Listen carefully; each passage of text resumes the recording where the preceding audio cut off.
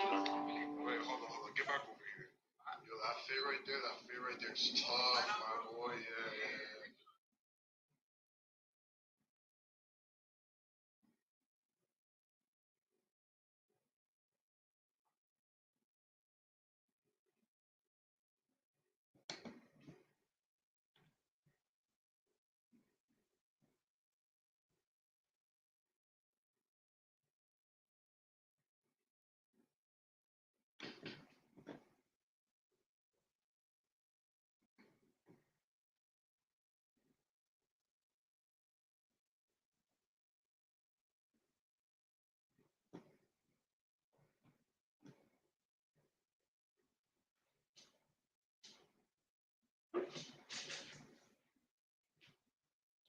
I'm moving like them gal.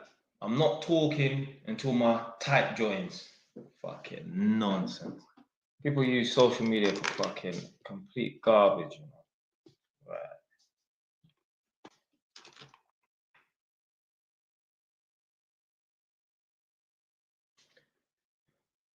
Come in, people. Come in, come in, come in. What qualifications do you need to do EICRs? So you need to have, your electrical installation, level 2, level 3, and then do your inspection and testing level 3. Now, the reason why I've got inspection and testing is because I finished my level 2, I finished my level 3, and then what I wanted to do was do my level 4, which was like designing electrical installations. Yeah. Say, for example, they're opening up a new shopping mall and they want to do the plans for the lights, basically like that. So I wanted to apply for the level 4 course after I passed the level 3. Yeah, makes sense. You go from 3 to 4. But they said, nah, you can't go from level 3 to level 4. You have to do the inspection and testing, which is also a level 3. So I was like, fuck. So I was like, I didn't want to do the exam because I heard it was hard. 70% first time fail rate, not pass rate, 70% fail rate. So I was like, all right, cool. Done the exam, eventually passed it. And then instead of doing the level 4, I just thought, let me just go uni and then do electronic engineering. So I've got a foundation degree. I ain't got a proper degree. And yeah, I went to like some sort of like uni thing in Notting Hill. Notting Hill became my favorite area. And whilst I was at the uni, I started a vending machine business. And yeah, I remember there was the day I was installing the vending machine, that was the worst day of my life. Yeah? That 2-hour period. So basically what happened was, I bought a vending machine from some company called Pure Food Systems in Redhill in Surrey. And I got it delivered to a Shoreguard, like a storage place in Chingford. Edmonton's next to Chingford. I got it delivered there. Then I got some random removal men, just some idiots off the road.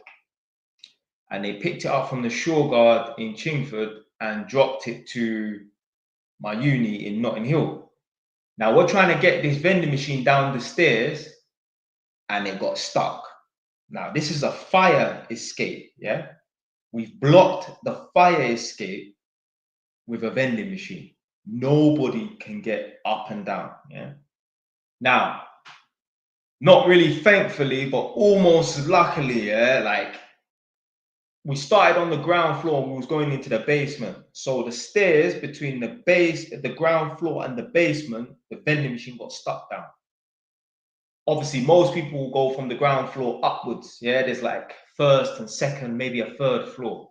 But I got it stuck between the ground floor and the basement. There's toilets down there, but luckily there's toilets upstairs. Now, this was it was April, probably 2015, I think. Yeah, I think it was, no. Yeah, I think it was April 2015 or 2016. And it was April, so it was Easter holidays time. So hardly any uni students was there. Like it was just like a non-busy time. So yeah, luckily it wasn't busy, but the manager, and he was a proper grump, yeah? Like all I was thinking was, yo, because he had some important people at the uni that day as well. All I was thinking is, yo, if he sees this vending machine blocking the stairs, he's gonna go mad and there's gonna be no vending machine business for me. So luckily there was a guy that worked in the uni. He was a student, but he was also a handyman there. He was studying like civil engineering. And yeah, he basically said what we can do, because basically the black brothers that delivered the vending machine to the uni, they chipped. Typical black man, yeah? They will cause a problem, i.e. getting the vending machine stuck down the stairs, and then they bust out, yeah? They're trying to say, oh, well, you only paid us to just come here. You didn't pay us to put it downstairs. We was doing you a favor and that. Typical black man. White man would have stayed and helped you, unless they really needed to go somewhere else, yeah? Anyway, they bust out, but then there was a handyman that used to work in the uni. He said, what we can do is get some straps and put straps around the vending machine and then drag it out. But he didn't have no straps. But he said his friend was working on a construction site around the corner, maybe like 10, 15 minutes away. So he went to go and get the straps. So during that time, obviously, I've been phoning around other removal men to say like, yo, I need someone to come and get this vending machine out of the staircase, yeah? Like, it was coming to the point where like, I thinking like, yo, man, I might have to call the fire brigade, you know? So I phoned up a few people. There was some kind of like foreign guy. He said, so it's a vending machine, yeah? He said, how much does it weigh? I think I said about 400 kg, something like that. He was like, right, he will check with his friend to see if he's willing to come and help him or whatever. Because it's definitely like, although I'm there and there's a couple man there, you need about 5 man, really and truly, yeah? So anyway, I'm sitting down in the uni library, hoping that the manager don't go downstairs and see this vending machine stuck down the stairs. Yeah? Like literally, this was the worst day of my life. Yeah? Anyway, the removal guy that said he's going to check with his friend, he phoned me back. He said, listen, me and my friend are not prepared to shift that sort of weight. Sorry. So he put down the phone. And there was some other guy. He said, oh, at the moment, I'm in Hackney delivering a wash machine, but I can get to you with like in an hour, something like that. So my man drove all the way from Hackney to Notting Hill, and these times I've gone to the top floor. Yeah, it's either the third floor or the second floor, and it's quite high up. Like you can see bare parts of West London. Yeah, so I'm just looking out like, yo, what the fuck's going on in it? Anyway, obviously I gave him the address.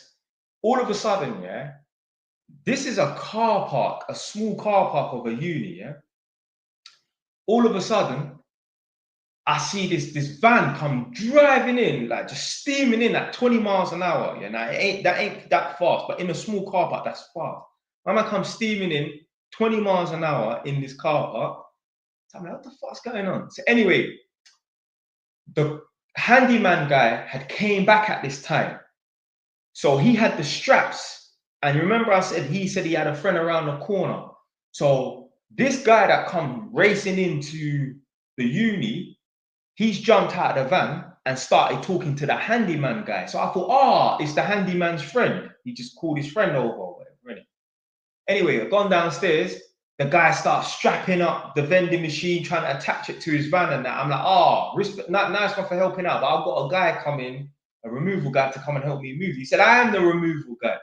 Anyway, cut the long story short, we strapped up this vending machine and he got in his van and he just drove forward and dragged the vending machine out of the staircase. I didn't give a fuck if the vending machine got mashed up and smashed up. Yo, I needed that vending machine out. Because if that manager saw it, some Iraqi guy, yo, he would have went ballistic, right? And there would be no vending machine business. And if I didn't start the vending machine business, I probably wouldn't have been confident enough to hand in my notice for Home to Haringey, but prior to that, go and look for a property and buy a property. Now, obviously, in terms of handing in the notice, I didn't even get a chance to hand in the notice. I got fired before I could hand in my notice. But yeah, it is what it is, man.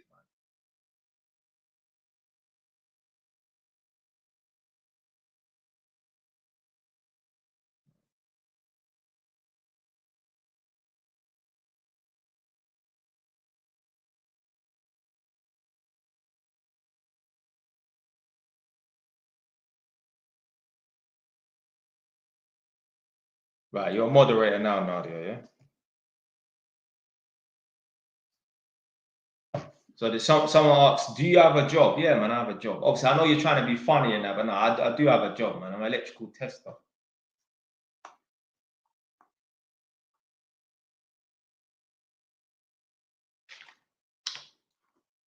See this drink here, yeah? This is the best pomegranate juice you can find. But you can only get this drink in them Kurdish shops, like on the ends, Edmonton, Tottenham, and that. Yo, man, love this drink so much. Yeah, there's been times in the night where I've left my mum's yard and drove around trying to find this drink. I'm talking about man's gone to like 6, 7 shops, yeah, in Edmonton and the borders of Tottenham, but man's a madman like that. So Kyle McLean said, yo, JY, come on, man. Oh, no.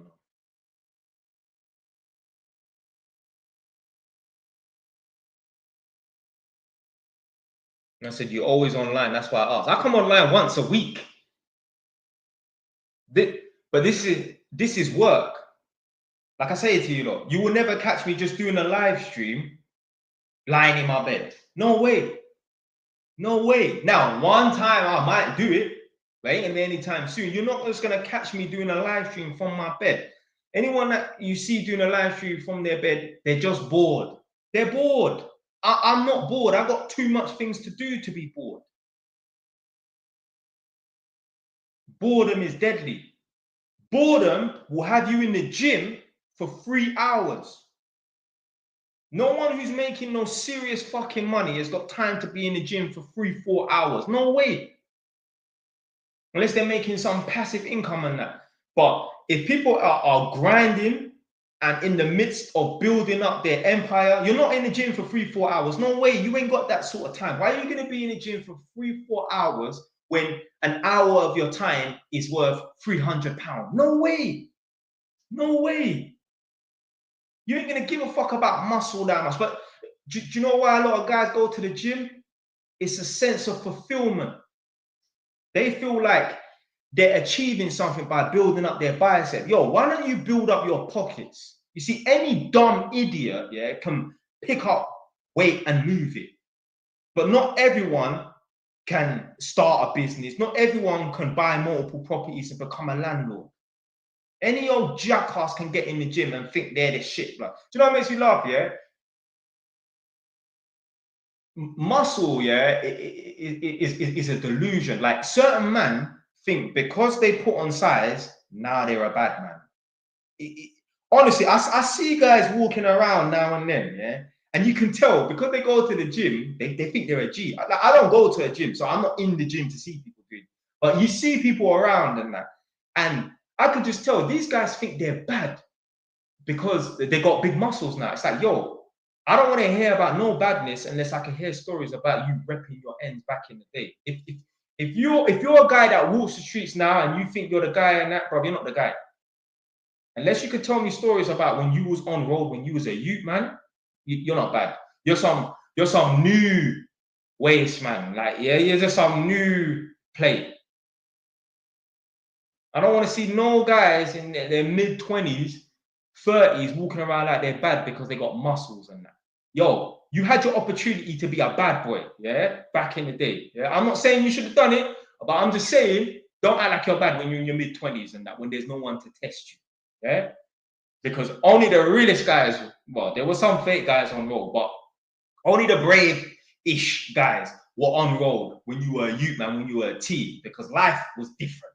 Yeah, you grew up in my era when you was a teenager, yo, yeah, it could get on top for you if you just look a certain way.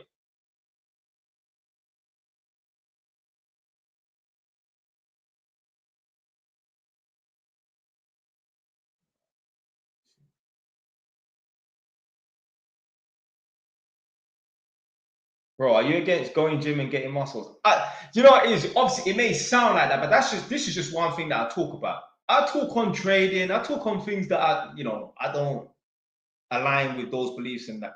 But like,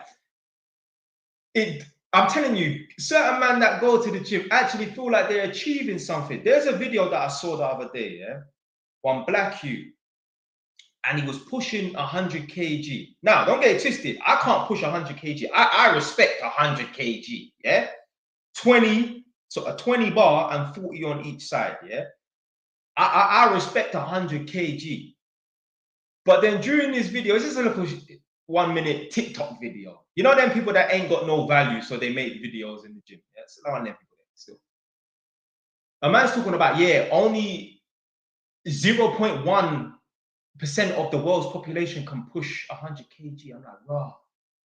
This guy actually thinks he's the man, because he can push 100 kg and only 0.1% of the world's population can push 100 kg. I'm like, raw.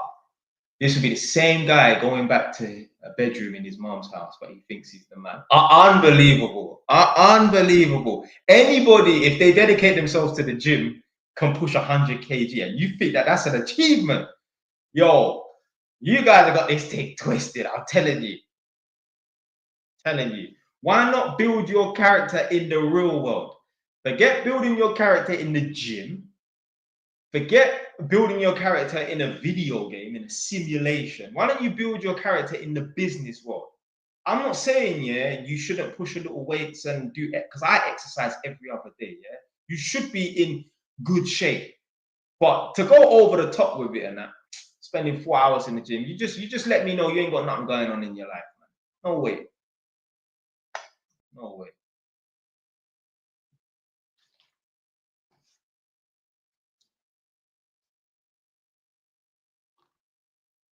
Let me see these comments.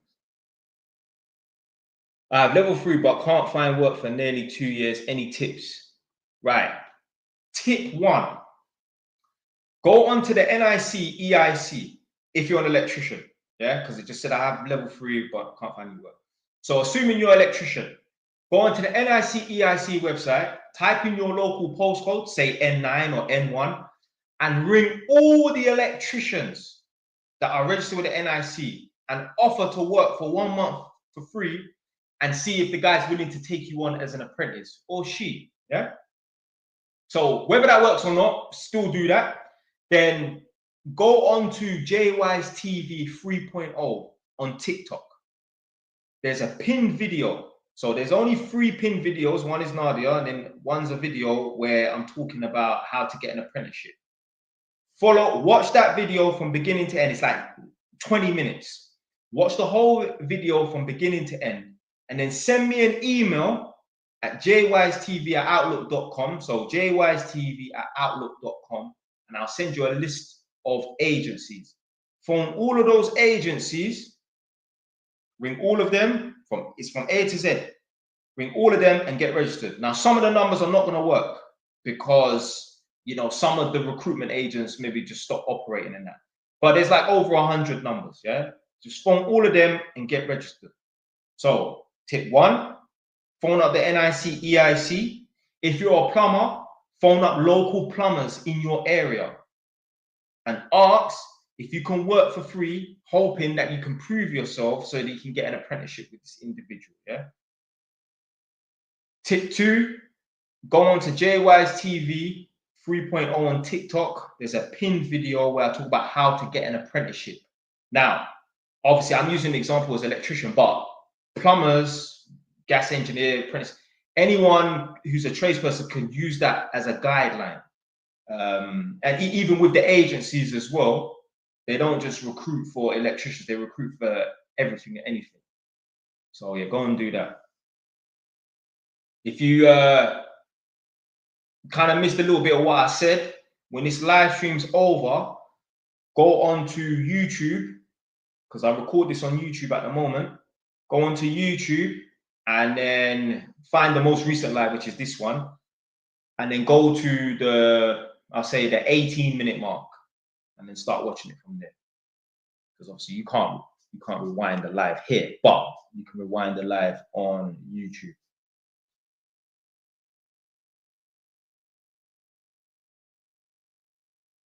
Someone said you're a boss. Well, yeah, I'm not really a boss because I don't have employees. But yeah, I've got a personality to be able to be a boss and run the show. I mean, you know, none of my tenants don't pay me rent.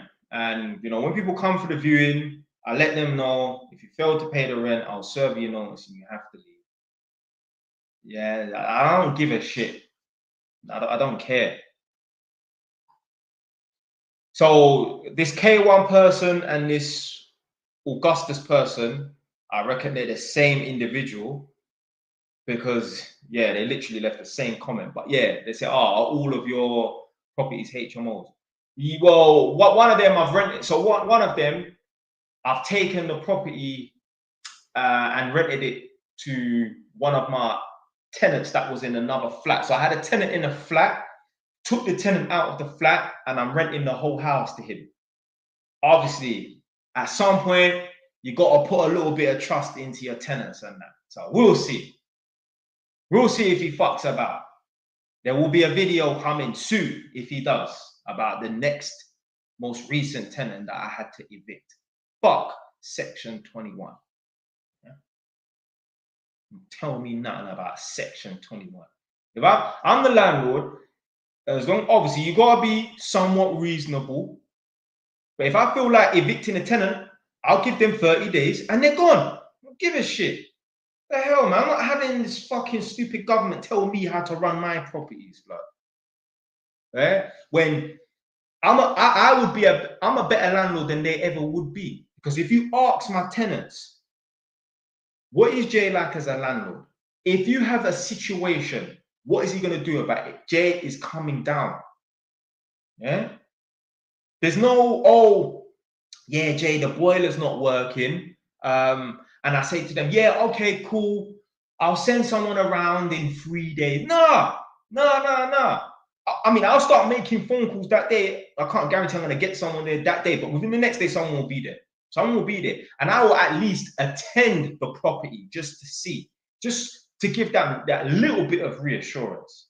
You know, if you've got a mad major problem in that, at least if the landlord is there, it'll make you feel a little bit better rather than the landlord in the Bahamas, swinging in a hammock, sipping pineapple juice. Like, oh, but the boiler's not working, and it's February, and it's the coldest part of the year. Boy, I don't know what that's like, you know, because right now, boy, I'm getting burnt by the sun in the Bahamas. I'm going to Dubai next week, yeah? So I will turn up. I'm a good landlord. Just don't get on the wrong side of me, or you're gonna know. You're gonna know. I got a good side and I got a bad side. You pay your rent, yeah. Then you see my good side. If you don't pay your rent, or I ask you to leave, you don't want to leave, then you're gonna see my bad side, and it's as simple as that.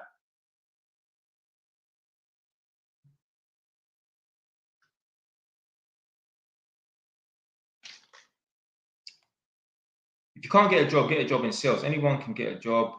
I just got a contract for 55 base. Yeah, it's good. Oh, okay. So 55, but the base is 24, I think. As long as you can get hustle, make 100K in 4 years. Yeah.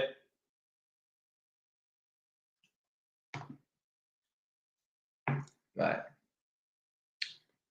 Big up ZY Properties.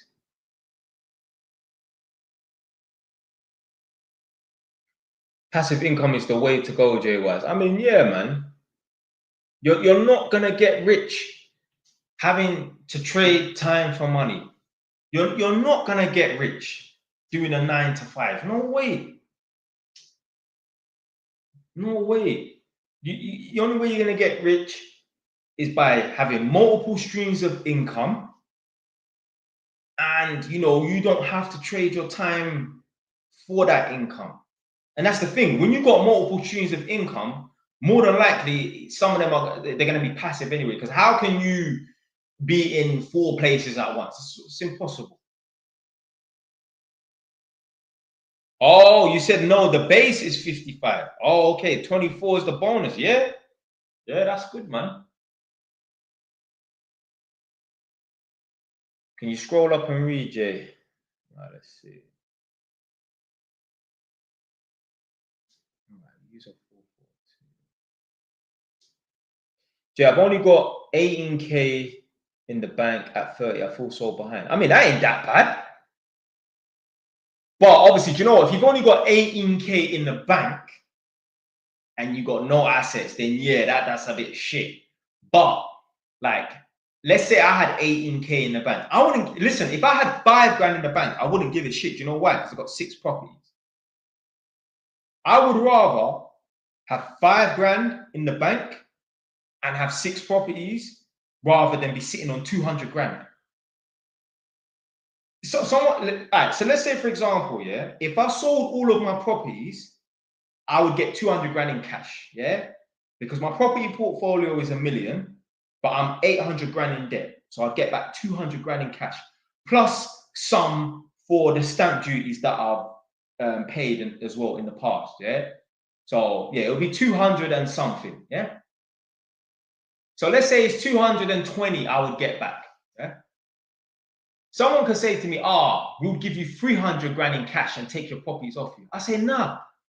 I would rather have my 6 properties and have 5 grand in the bank rather than someone take all my properties and give me 300 grand in my bank. Because listen, when you got 300 grand, yeah, what are you going to spend it on if you're not investing it? You're just going to spend it on dumb shit. Ferrari, Dubai, Gucci, salt-based restaurant. I don't give a shit about materialism and that. So I don't need money. I need property. Yeah? The thing is, if someone took all my properties away from me and gave me 300 grand in cash, I'll just go on Zoopla and just start buying some properties. And so what's the fucking point? What's the point? Someone could put 100 grand in cash in my account right now.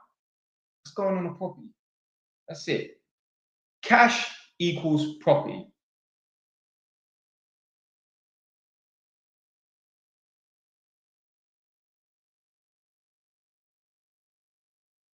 Mother kicked me out at 18 from Birmingham.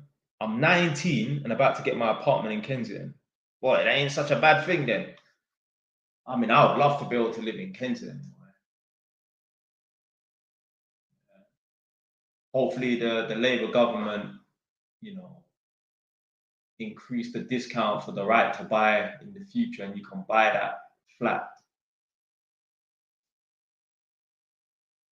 Someone said, how many do you have? 6. 3 houses and 3 flats.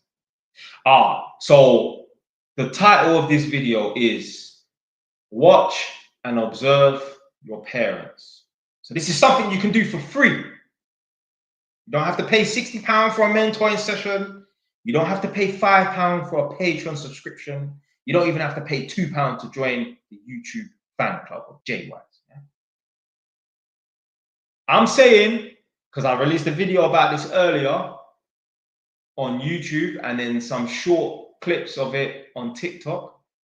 Obviously, it's about you shouldn't need to retire your mom, you shouldn't need to retire your parents. And I'm saying these parents don't deserve to be retired. Now, let's take an extreme case, yeah? Because I'm more pertaining it to parents that are born in this country. They're the ones that really had the opportunities. But let's make it more extreme. Let's talk about parents that come from a third world country, Jamaica, Ghana, Poland, Romania, Azerbaijan, I don't know, anywhere, yeah? People will say, you should retire your parents because they come over from a foreign country and they were struggling. Cool. Well, let's look at the average age that people have babies in foreign countries. I don't know, I'm just going to pluck a random number out there and say most people probably have their first child at like 21 in those foreign countries. But let's make it as of a worst case scenario as possible.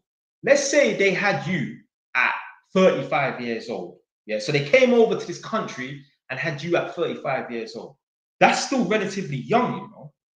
That's young enough to do 14-hour days. That's young enough to do and study in the evening. I'm saying these parents came over and they were still pretty much on a joke thing. Yeah?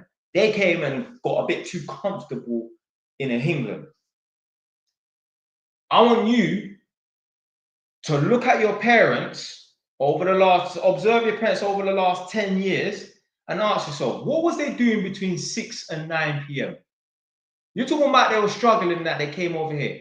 Why did they not use that period of time between 6 and 9 p.m. to get educated or work extra hours on that?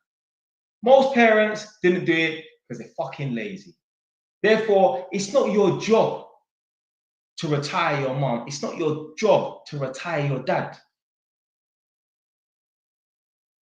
Even now, in the present day, people will be watching this right now and their parents will be 50, 55. Yo, that's still young, you know, in terms of work. Yeah, now that's old in terms of an Olympic athlete, but 55 years old, that's still young in terms of work. Now that you're big, now that you're 20, 25 years old and your mom and dad is 50, 55 years old, what are they doing between 6 and 9 p.m.? Are they chatting shit on the phone with their friends? Are they scrolling on TikTok? What are they doing? I guarantee they're not doing nothing productive. Why should you bust your ass to retire them and they're not even putting in no work between 6 and 9 p.m. And they're in a cost of living crisis. People are struggling to put food on the table. People can't afford to heat their home.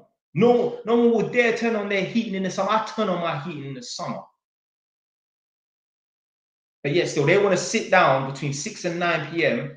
and plan some barbecue or plan to go to a barbecue on Friday. There's people right now broke and got no money, struggling with bills, and they're talking about they're going out to go and watch a movie on Friday. Fucking jokers. I ain't retiring nobody that ain't putting in no work. Me, you can line up your mom, you can line up other people's mum and dads that are watching this stream right now, yeah? And I've got more properties than all of them. And I'm grinding. And I'm not stopping. Yeah? All I do is work. That's it. If there were Saturdays available, I would work Saturdays. When the Saturdays was available, because I made it available. You see, Saturdays didn't come to me. Yeah? My manager in my office wasn't waving a flag. Who wants to do Saturday work? No. I had to phone up. Yeah? Yo, I need some extra money. Yeah? Can you line up some Saturday work? And yeah, for 6 weeks straight, I was banging out the Saturdays, earning £450, £500 a day on the Saturdays. Yeah, that money did serve me well. And that's how I was able to get a good portion of money to buy my most recent purchase. Like I said to you, I used to go into Wagamama's and sit down and eat my food after I finished on a Saturday at like 4 or 5 o'clock. And I'd look around at the people, and everyone's chatting and whatever and that, socializing with their friends. And I think to myself, I guarantee you, none of these people will want to work on a Saturday. I guarantee you, yeah, if on a Monday, Tuesday, Wednesday, their manager said, right, I need a few people to work Saturday. They'll be like, nah, they'll be ducking and dodging and diving and that.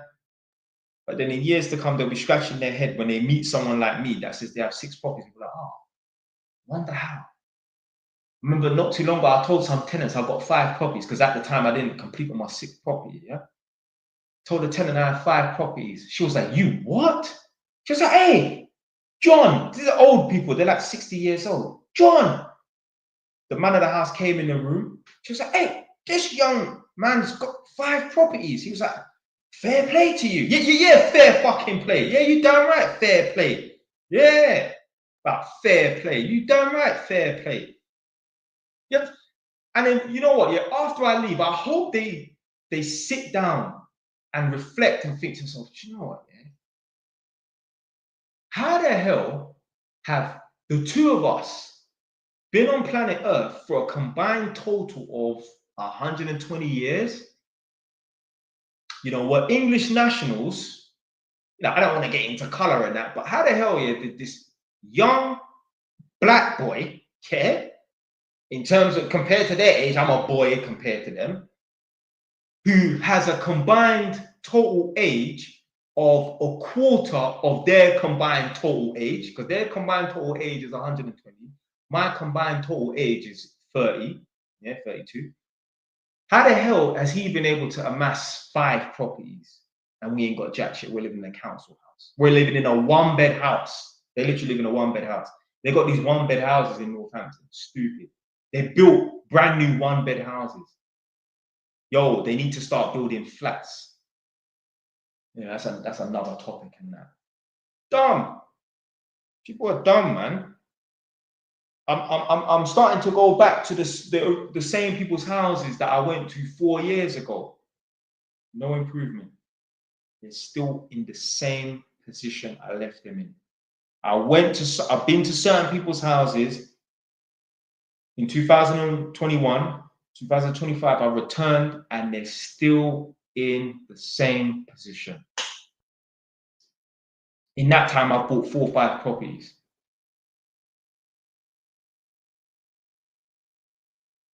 Do you know why? Because between 6 and 9 p.m., they're sitting down doing nothing. Between 6 and 9 p.m. is going to determine whether or not you're going to be successful.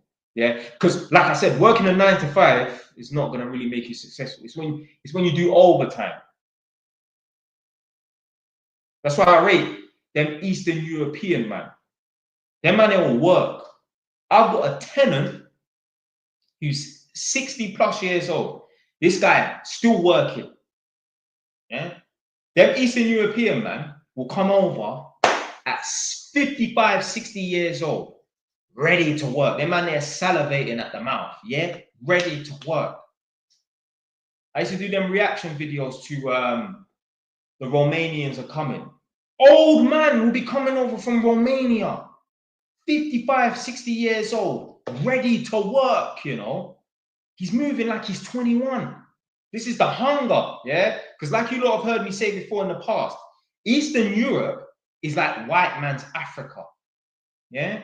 They're really living in poverty in certain parts of Eastern Europe. Don't think, yeah, it's like Sweden or Norway or Germany. Nah. Certain parts of Eastern Europe is like white man's Africa. Now, obviously, over the last few years of that, we've got a lot of Polish people and Romanian people sending money back. But let's say a little bit before that,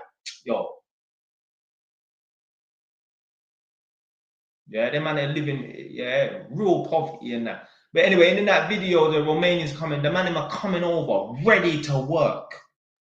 And I've been with them man there. Yeah. On the infamous Holborn job, I had a man, Nikolai from the Ukraine and Mr. Slavcho from Bulgaria. Them man, they were 60 minimum years old. And they were working till 10 o'clock, just like me. 60 years old, working till 10 o'clock. You will never find an English or British person do that. They're too lazy. Too lazy, man. I used to say, I've said before, when I used to get on the train to go to the Holborn job on a Saturday and Sunday, there was white people on the train, there was black people on the train, and there was Asian people on the train. But I was the only British-born person on the train, on the carriage. The white people were Eastern European. The Asian people were from India and Pakistan and Bangladesh. And the black people were from Africa, because British people don't want to work. You would have to drag them out of bed to work on a Saturday. They're lazy. They're lazy. And they wonder why people will come over and take away their jobs. Oh, something went wrong with the live. You have to reload that live.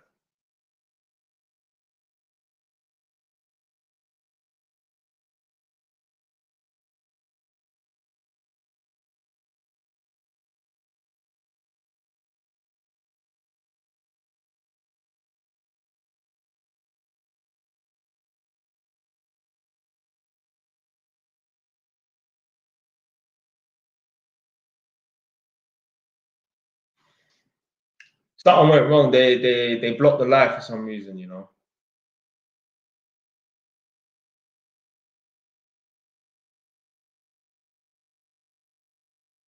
Weird.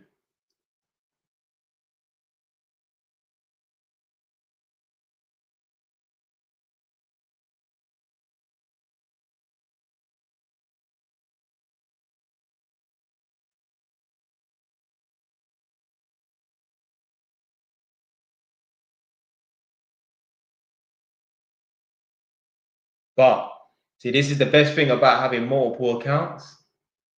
I can just go on my other accounts and stream. Whoops.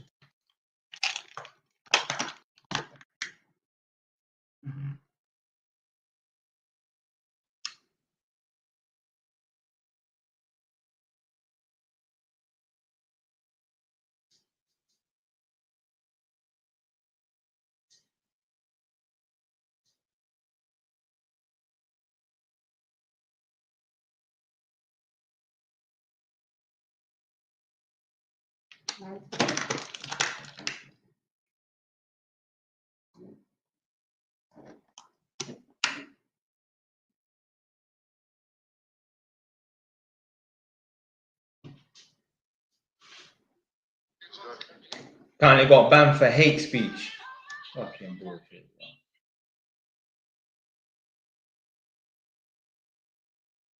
Imagine that, yeah? So imagine this, you lot on YouTube, yeah?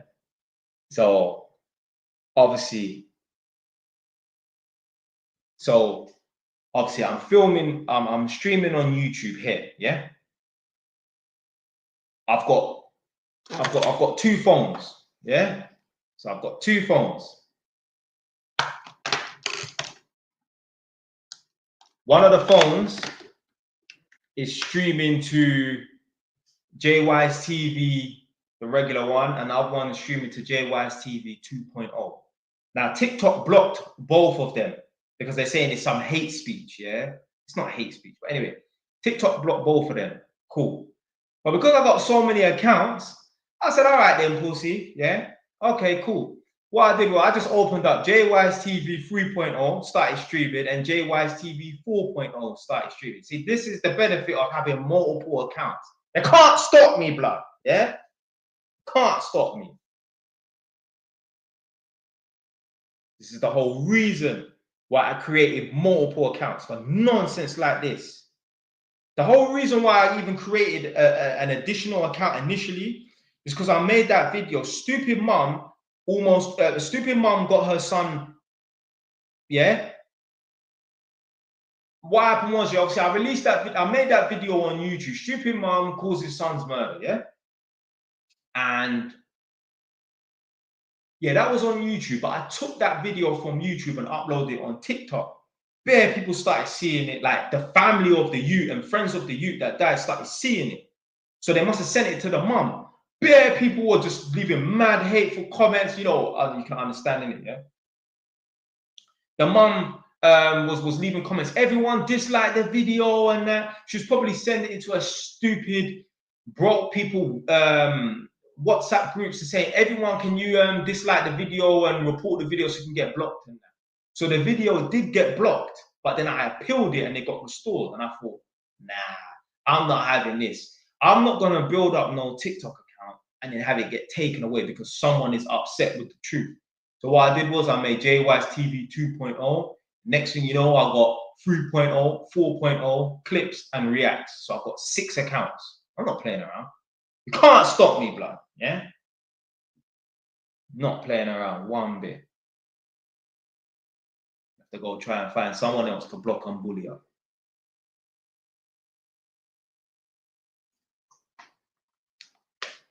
But this Jimmy Regard, yeah, big up, respect, brother.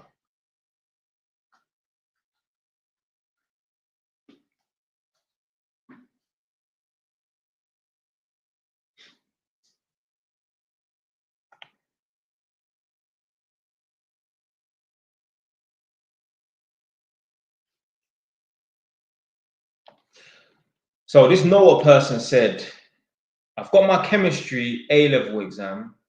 What shall I do if I fail? It's my second retake. Try again. Yeah? Keep resitting the exam. This is the thing, yeah?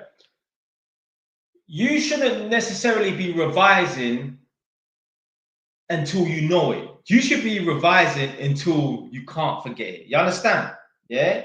See, certain people, they will keep practicing till they get it right. No, keep practicing till you can't get it wrong. So don't keep practicing until you get it right. Keep practicing until you can't get it wrong. You've perfected it so much that every time you do it, you get it right. Don't just keep practicing until you get it right. Keep practicing until you can't get it wrong. Yeah? And there's a big difference.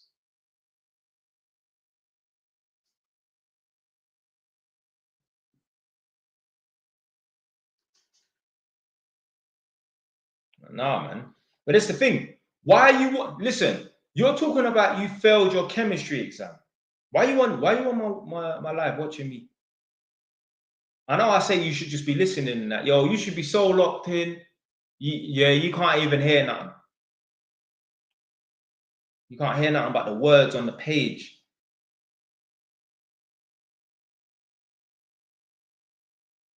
So yeah, man, you should be revising every single day, 30 minutes a day up until that exam.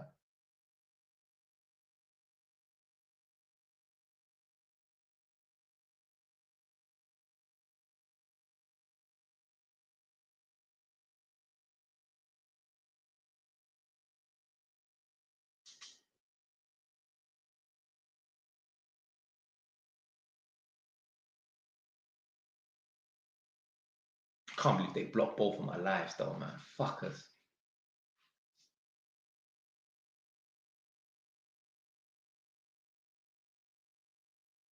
Maybe I shouldn't have jumped on today, boy.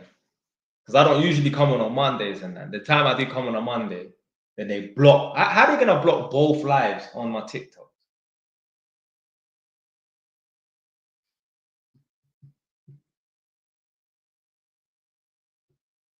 So basically, like, you get blocked for like a whole week. So I can't return on live until, was it Monday next week? But it doesn't really matter anyway, because I don't usually stream on a Monday anyway. I usually stream between Tuesday and Thursday once a week.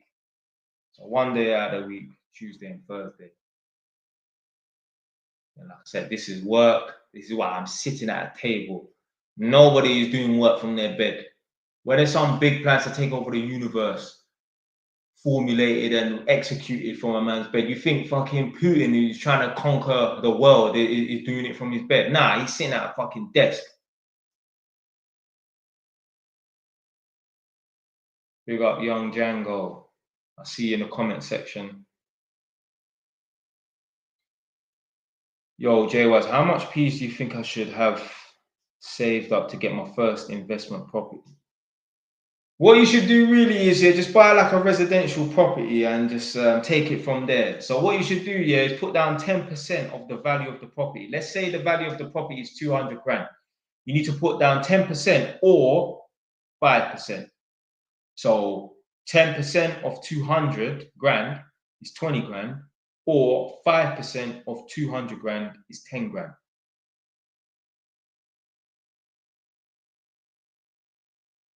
Yeah, just do it that way, man. Because putting down 25% for an investment property, yo, imagine if the property is 500 grand, 200 grand, and you have to put down 25%, that's 50 grand you're putting down. I mean, all right, you're gonna rent it out for about maybe 1100, yeah. But still, that's still a lot of money. Okay, you're gonna rent it out for 1100, but your mortgage is probably gonna be on a 200. Hold on, wait. I bought a property the other day that was worth 200 grand, yeah, and my mortgage is 900. So yeah, you buy a 200 grand property. Let's say you put down 10% deposit, your mortgage will be about 900 in this current climate with these interest rates. If this was before, when the interest rates was low, 2% and that, yeah, it would have been a lot lower.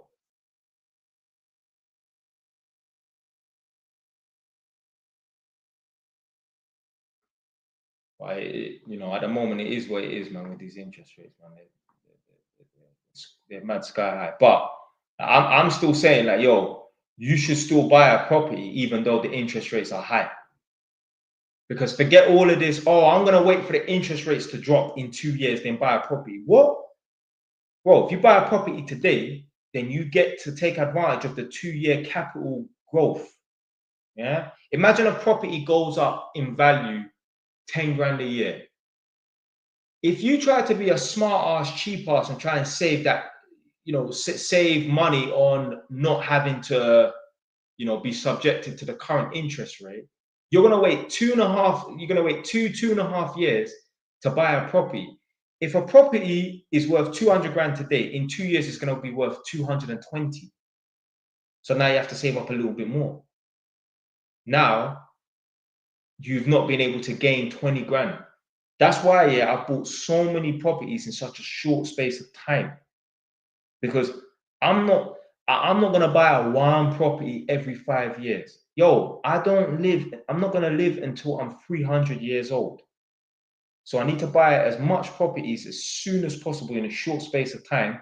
So then I can start taking advantage of the capital appreciation.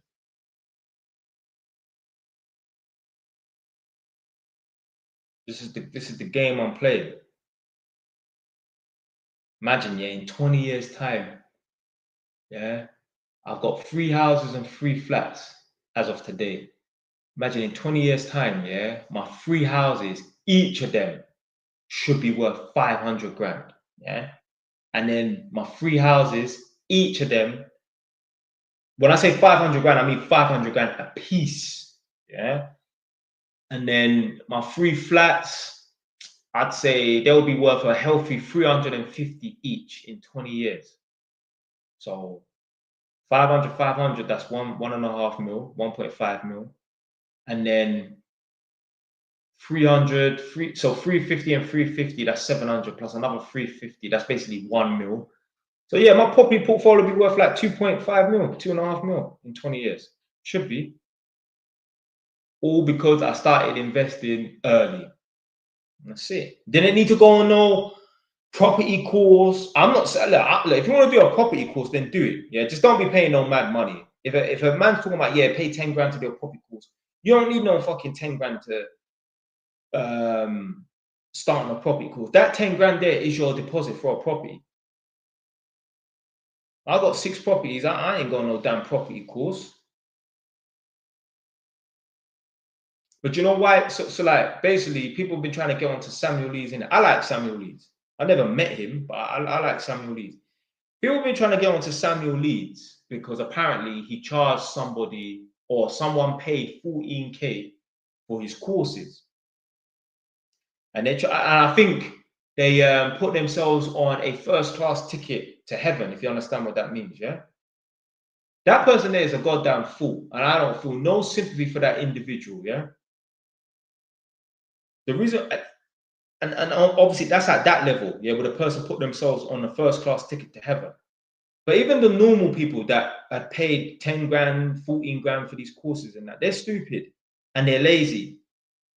Do you know why they're lazy? Because they want to pay Samuel Leeds 10 grand or 14 grand, and they want Samuel Leeds to just make them rich. They literally want to do like just a transaction. Here's 14 grand, make me a millionaire. No, I don't work that way.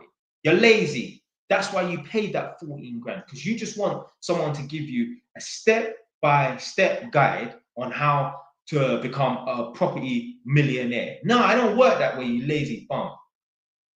Go on fucking the 14 grand as well. Like, yo, you could have bought a property with that money. You know? My first house, I put down 13,600. Yeah. So that's less than 14 grand. Yeah.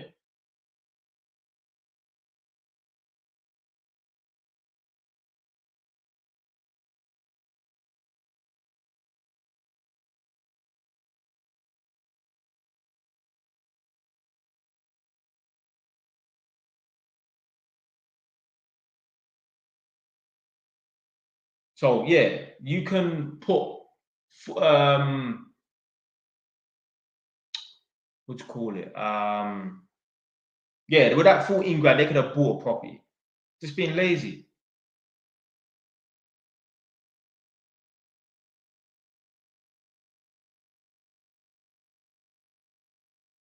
I said, love for the advice. But this is the thing, yeah. Like, look, but I'm not trying to sell you lot mentoring course. Yo, if you want to do it, I don't give a fuck really. Yeah, you know, like people want to do the mentoring session, you do it. If you don't, then it doesn't mean nothing to me. Yeah? But I've saved man money doing the mentoring session. One you, yeah, has a property, and what he wanted to do was he wanted to buy another property of the similar value as a buy to let. I said, don't do that. Blood, just get consent to let. The current property that you live in, do that as consent to let, and then go and put down 10% on another property and move into that property. So, all right, let me give you the numbers. Yeah, let's say, for example, yeah, the house that he's living in now is worth 100 grand. Yeah, he put down 10 grand as a deposit for this house. He lives in it. He wants to buy another house that's 100 grand. Yeah, what he will need to do is put down 25% of that 100 grand, which is 25 grand, to have that as a rental property. I said, don't do that. The house you're living in now, do that as a consent to let. Buy another house, which is 100 grand, but instead of putting down 25, put down 10% and go and move into that house. It's like, Jesus Christ, yo, you've just saved me thousands of pounds. No. For a £60 mentoring session, I save a man thousands of pounds. Had a neck shoot the other day, done a mentoring session, and his girl was like, yo, you really want to pay £60 for a mentoring session? Anyway, at the end of the mentoring session, he told me that he's like, yo, this is the best £60 I've ever spent. Yeah. He will get more value from me spending £60 a mentoring session with me than taking out any chick on a date or paying £60 to get in any club or paying £60 on drinks. That's just going to flow through your system and it's going to end up in a fucking pan of the toilet, yeah, in a few hours to come. Because obviously, when I do the mentoring sessions and that, obviously, you know, on the internet, like in my video, I just give out generic advice. But when I speak to people, I'm able to analyze their situation and give them the best advice. Like, I'm gonna give someone real and honest advice. I'm not. I had a youth. Yeah, this wasn't even a mentoring session. I think this was in a live stream. He was saying like, "Yo, Jay, what do I do? I've been kicked out of my house, and I'm currently working at Tesco now. What should I do?" I'm not gonna say, "Yeah, go and get an apprenticeship. Go and get an apprenticeship." Yo, you need to work as much hours at Tesco's, yeah, earn as much money as possible, so that you can get yourself settled, so you can figure some shit out. I'm not just gonna say, "Yeah, get an apprenticeship. Get an apprenticeship." That's stupid. Yeah. Obviously, but if a man is in a comfortable position, living at his mum's house, and that, yeah, go and get an apprenticeship. But yo, a man's kicked out on the verge of being homeless. I don't know if he was sleeping on someone's sofa. I'm not gonna say, yeah, just get an apprenticeship. Yo, a man, you need to earn as much money as possible so that you can get yourself settled. The hell, man. I'm not gonna give out just stupid advice just for the sake of it, man. You think if a girl hits me up like for a mentor and say, yeah, get an apprenticeship, what, become an electrician as a gal? Become a bricklayer as a gal? Well, I ain't advising nobody to become a fucking bricklayer, but I ain't telling no girl to become a plasterer or a fucking electrician or gas engineer. Go and do a female job, man. What to you? Obviously, I had one chick do a mentoring session. Obviously, the advice I gave her was going to be obviously about like leveling up and that. But I said to her, listen, you need to pick a man that you want your son to grow up to be like. I'm not going to tell a man that, yeah. But for a young girl or a female, I'll tell them, pick a man you want your son to grow up to be like. Listen, a woman don't even need to have a checklist. Or you got this. Yo, the most basic and efficient checklist a woman can have here is just thinking. This guy I'm talking to right now, obviously, once you got to know him after a month, I mean, I will spot an idiot in 1 second, yeah? But all a chick needs to do is ask herself, would I want my son to be like this man? That's all you need. That's all you need. You don't need to have no checklist. Would you be happy if your son grew up to be exactly like this guy? If the answer is no, fuck all this, yeah, we'll work on improvement and build. Fuck that bullshit, man. Man need to come pre-assembled. Yeah? Listen, the girls think men are IKEA furniture that you build. No, man for come pre-assembled. Yeah? The fucking legs need to be welded to the table to a blood clot. So yeah, any chicks watching this right now, if you're unsure about a guy, just ask yourself, would you want your son to be like this man? If the answer is no, get rid of him. Keep it moving. He's a dumbass. It's as simple as that. You need to look at yourself and ask yourself, the current position you're in, the reality you're living right now, today, would you want your son in this position? If the answer is no, you definitely know you got work to do. My answer is yes. Why the hell would I not want my son to have 6 properties? So obviously, I'm gonna still work, I'm gonna still improve, because what else is there to do? But if I stop right now, fam, at the stage I'm at right now, I want my son to be in my position. Yeah, no problem. No problem. He will live his best life. He will have no worries. He can put the heating on. Yeah. Money just is nothing within reason, obviously. I ain't gonna go and spend £500 on a steak every night of the week. But yeah, I could afford to pay £500 once a week on a steak if I really wanted to. Nadia, don't get no ideas, yeah? But yeah, some people, they will never be able to do that. Someone said, you really wise, you know, like, listen, I am a very observant person. I'm so observant, yeah? And I've somewhat good life experience and that, because I've lived quite a varied life, you know. I was on the road, you know, I've been to prison, you know, I've worked in different working environments around different people of all different ages, cultures, races, and that. So I've seen a lot. One time last year, there was a shooting, yeah, in Hackney. And the shooting took place on Dalston High Street. right near Dalston, Kingsland Station, yeah? Bait Hackney. So apparently, I think some guys must have rolled up on a motorbike and started booting, yeah? Now, apparently, people in the shop, in the restaurant, they got licked down, apparently. But the intended targets, maybe one or two of them got licked, but the shells also hit people inside the shop. Now, they said on the news report, this was in Hackney, yeah? Hackney is a predominantly black area, or at least it was. They said the intended targets was sitting outside the restaurant eating. The intended targets were sitting outside the restaurant in Hackney on a busy high street eating. So when I read that, I'm thinking, what? They couldn't be black. Nah. Anyway, turns out, what race were they? They were Turkish Kurdish, man. I knew it. Do you know how I knew that the intended targets could never be black? The fact that they were sitting outside eating their food on a busy high street in Hackney, yo, man them on the road that have beef, they don't do that. When you're man them and you got beef, especially in an area like Hackney, you know your pagans are on job. There's no way, I don't care how bad you are, you're not sitting on Dawson Kingsland Road eating food on a busy high road. Yo, man them would never do that. And if they did, their head would be on a swivel. Think about it this way. Have you ever been on Dawson Kingsland Road? It's like Tottenham High Road. It's very busy. If you've got beef with people, yo, you can't track the area. Yeah, you can't keep an eye out. There's people coming out the train station. There's people jumping off buses. There's cars stuck in traffic where people could alight and emerge from a car. There's people jogging. There's just too much activity on this road. Your head would literally be on a fucking swivel. That's how I knew they weren't black. Black man don't sit outside. Road man don't sit outside.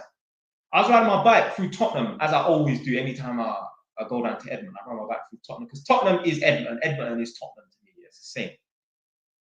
Riding my bike, got past the police station, which is on the left-hand side of the road, and I'm heading towards Stamford Hill. I've gone past Chestnut Estate in Tottenham. There's like this kind of like, I don't even know. Anyway, there's this place where these people are sitting outside, yeah? Basically, if you chuck a left, you go down towards Tottenham Hill, yeah? But it's after Tottenham Police Station. There's always people outside drinking. And on a number of occasions, I've seen them outside. I was thinking like, yeah, man, them will never be sitting outside on Tottenham High Road just drinking. Yo, if you're somebody and you got beef, you're not just going to expose yourself to elements. No way. So that's how I knew, yeah, that people, the intended targets, I knew they weren't black. Because black man, you think you could catch Kemsey or one of them man there just sitting on Dawson Kingsland Road, yeah, just eating food? No way. No way. No way. If you got serious beef and you're a Hackney man, you will never catch anyone from London Fields or Kingshold Estate or Clarence Road or Balance Road or Pembury Estate just sitting on Kingsland Road just eating. No way. Man, they don't do that nonsense. Black people, we don't sit outside. Okay. Now, maybe a man might do that on holiday, you know, in the next country, or maybe a man they might do that like in Northampton or somewhere where they shouldn't bump into anyone they know. But yo, if you're on your block in your area and you got beef, you ain't doing that. Not on a busy high road.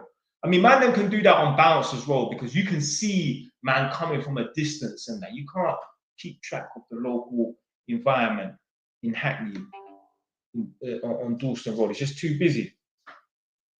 Big up Django. Come on. So that's how of an observant person I am. Hardly anybody on planet Earth would have read that article and clocked like, the intended targets wouldn't have been black because black people don't move like that. You're not catching no black man sitting outside in Hackney knowing that they got beef. Because yo, if you've got people that are gonna pull up on bikes, yeah, to boot at you, that means you got serious beef. And if you got serious beef, you ain't sitting eating food, chatting to your friends. No way.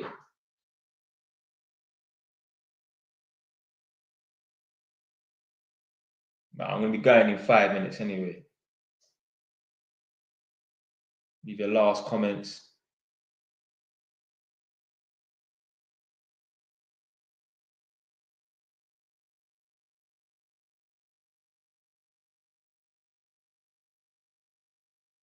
Someone said, did you do A levels? Nah.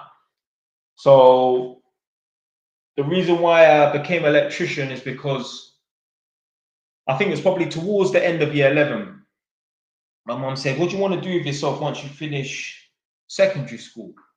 And I said, I don't know. And she said, right, well, you know such and such. It's a big man, same age as my mom, around like 55 years old at the moment, but at the time, you know, years and years ago, he was younger, in his mid-40s or whatever. My mom said, you know so-and-so? And I said, yeah. She said, well, he's an electrician. He's got his own house. He drives a nice car. Why don't you go and become an electrician? And I said, yeah, why not? And yeah, that's how it started. Funny enough, this is when the apprentice becomes the master. This same individual who my mom said, well, he's doing well for himself. He's got his own house. He's got his own car. He's an electrician. He was a foreman at his company, electrical foreman, so like a supervisor or whatever. He got his nephew an apprenticeship, but his nephew fucked it up. Wasn't attending college, taking days off, just being a Jamaican waste man, basically, yeah? So, yeah, his nephew fucked it up, but his nephew's a few years older than me. So a couple years later, after his nephew fucked it up, I phoned him and said, you know, do you mind like sorting me out an apprenticeship? And he said, you know, like my company's not really looking for apprentices at the moment. I think he was just, he just didn't want to take me on because he's thinking he's probably just like my nephew. He's a damn fool. No way. So anyway, I couldn't get an apprenticeship from him. Cool. No problem. But it's funny. He didn't want to help me out and get me an apprenticeship because he thought I was on a joke team, just like his nephew. But then years later, if you don't remember, I spoke about this in the stream during the inspection and testing. I had my inspection and testing. He didn't. So I was more qualified than him. Never worked around him, never worked with him. But he knew that I became an electrician. He knew that I became an inspector and tester. But never worked with him, never worked around him. This guy is phoning me up, asking for advice on how to pass this exam. Remember I said the exam had a 70% fail rate, not pass, a 70% fail rate. This guy is phoning me up, asking me for advice on how to pass the exam. Imagine that. How ironic is that? I asked you for an opportunity years ago, but you didn't, you know, I was going to say, didn't rate my gangster. You know, you don't want to be a gangster at work because you're going to get fired. But you didn't rate me because you thought I was like your waste man nephew that still ain't qualified as an electrician, still has no property, and is currently probably living at a chick's yard. If not, some shitty council flat, if not in a hostel, basically a room shit. Imagine that. He didn't want to help me out, but then he's asking me for help in the future. Unbelievable.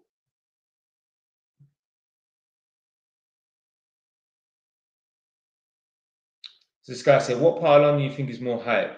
South, north, or east? he didn't put down West London. Definitely South London. Definitely South.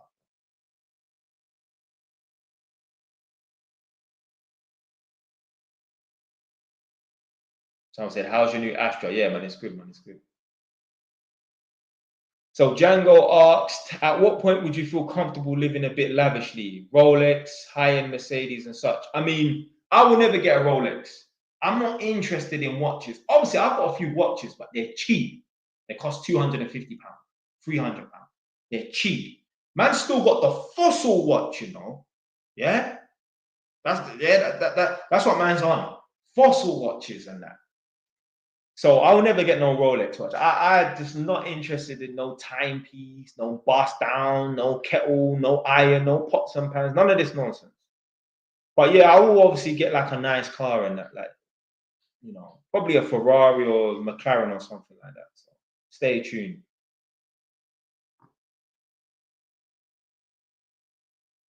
And I said, Fossil is cold? No way.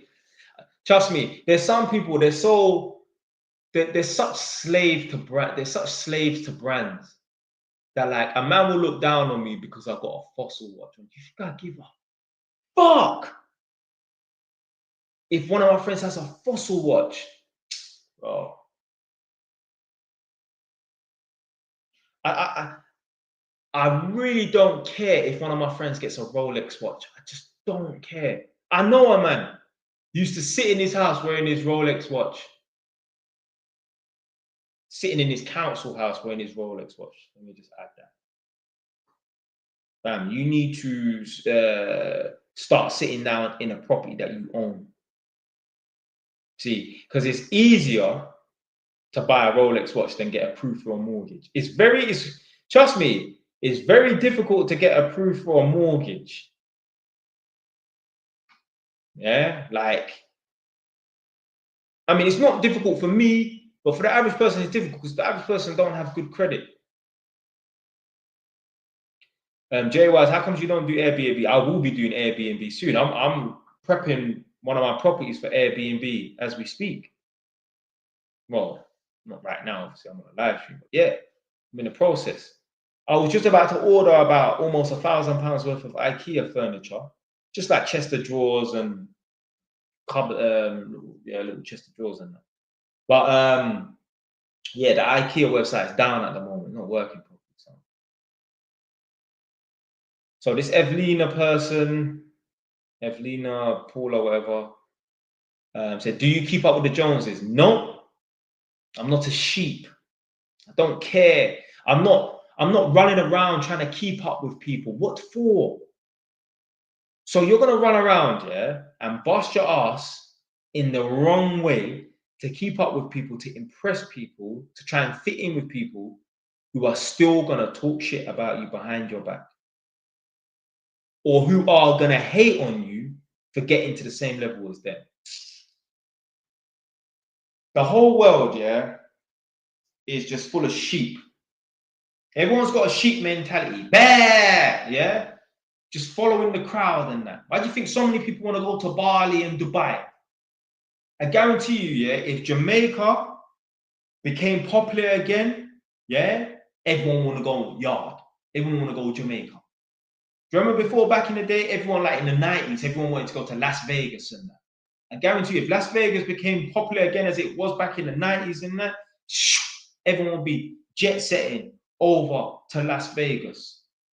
I guarantee you, yeah, if Germany, some place like Munich or wherever, one of the major cities in Germany became the place to be, like, yo, everybody goes there. Yeah, that's where all the rich and famous people go on that. Yo, everyone will be jet setting over to Germany, whatever major city it is. Sheep. Sheep. And the only reason why people don't go to Monaco, yeah, because obviously that there's bare rich people there, because a lot of people can't afford to go there, yeah. And probably because it ain't as trendy as Dubai.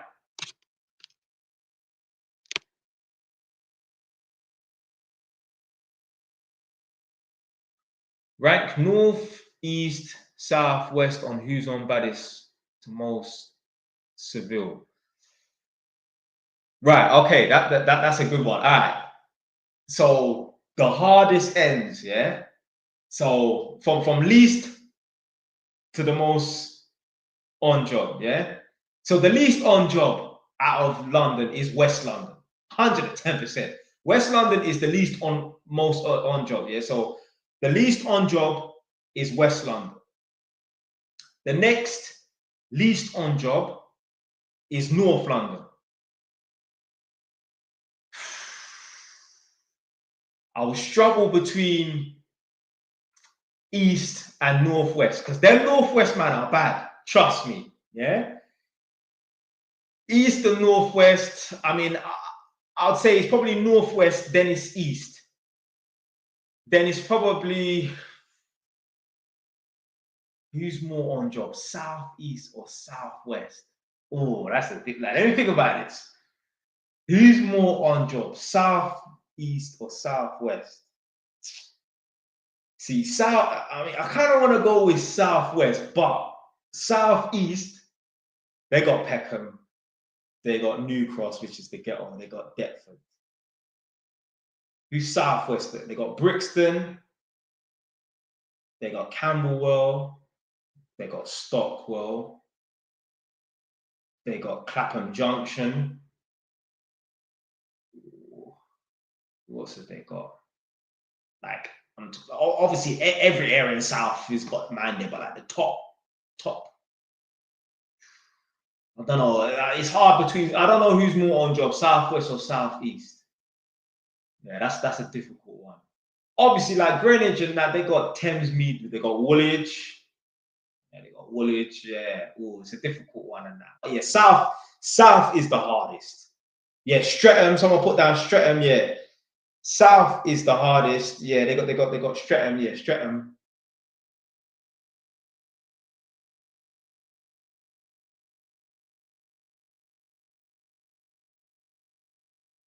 The most.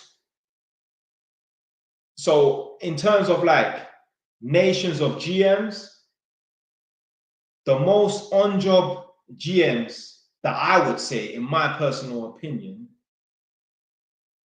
let's say, for example, yeah, so you know, like obviously in the ends, man, them stick to their postcode, yeah?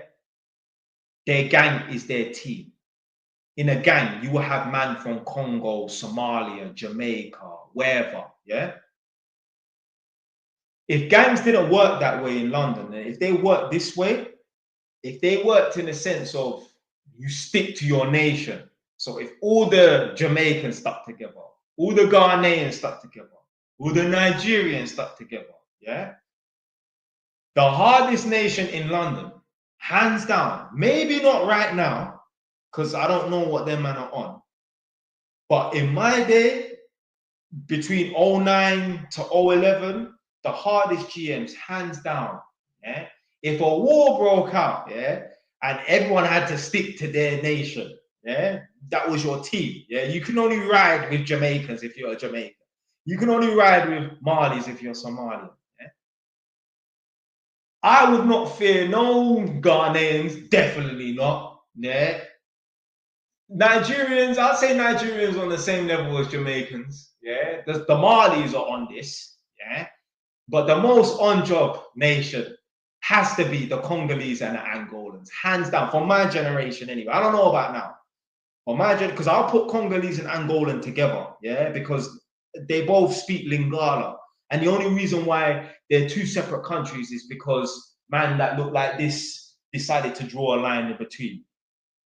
A lot of people who are from Congo are either half Congolese or half Congolese and half Angolan, or they're Angolans that fled to Congo during the war, like back in the 60s or whatever and that. So Congolese and Angolan people, I'll put them together because both of them speak Lingala, which is like a native language to certain regions of Congo, as in DRC, the big Congo, and Angola. So Congolese and Angolan, they're the same to me because they speak the same language. And like I said, a lot of them are half Congolese and half Angolan, and a lot of them, they may have grew up in Congo, but they're actually Angolan because they fled the war and that. But they're the hardest because I know about 15 men off the top of my head, yeah, who you don't want it, yeah, from my generation anyway, yeah. Them Congolese man and them Angolan man, if they weren't the bosses in every gang in every area, they were the top scorers, 110%. I can think of about 15 guys right now. Yeah? They were just on job. They were on job. Like I said, they were the bosses in their area or they were the top scorers, one or the other, or both. Yeah. Case in point, who? Camavinga. He's born in Angola, but his fam are Congolese before going to France. Yeah. That's why I put Congolese and Angolan people. They're the same. They're the same. They speak Lingala. The parts of Congo and Angola that a lot of them are from speak Lingala, and that to me they're the same. Like I said, a lot of them are even half. You speak to a lot of men that claim to be Angolan or claim to be Congolese, ask them, are you partly Angolan? And they probably will tell you, yeah. I am. I know bare man that are half. So, oh, okay. He's a footballer for Real Madrid. Yeah. So on job means badness. Yeah. On job means badness. Congolese man and Angola man, from my generation, they were the hardest. I don't know about now. Jamaicans, but I mean, I don't know about Jamaicans in other areas and that, but yeah, Jamaicans are kind of shit still. But back in the day, yo, one set of man, yeah, that were like infamous. You had fear on the street. The yardies. People were scared of the yardies. This is back in the day, though. Back in the day, yardies. People were shook of yardies. Like there was beef between yardies and English-born Jamaicans because the yardies used to come over here and think that they can run things and that. So yeah, there was a lot of politics between yardies and English-born Jamaicans. That's what someone said. That's why France is messed up because there's bare Congolese there. Yeah. Yeah, because obviously Congolese man speak French and Lingala and that. So yeah, there's bare them. Rah, TikTok blocked 4 of my lives, you know. Jesus Christ. I think that's a sign to get off. I've had 4 lives blocked today, you know. I've run out of TikTok accounts because my other TikTok accounts I can't go live on them because they ain't got enough. They ain't got enough followers.